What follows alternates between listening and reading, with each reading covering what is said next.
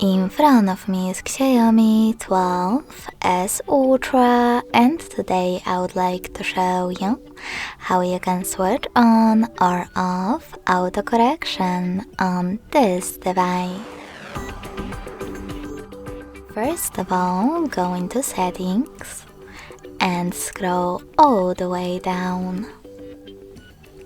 Then access Additional Settings.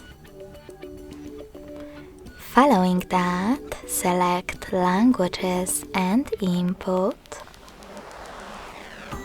Manage Keyboards, and Gboard.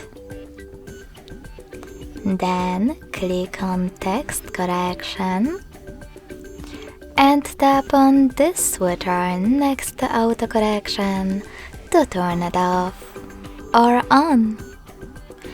Thanks so much for watching. If you enjoyed this video, leave a like, comment, and subscribe. Bye!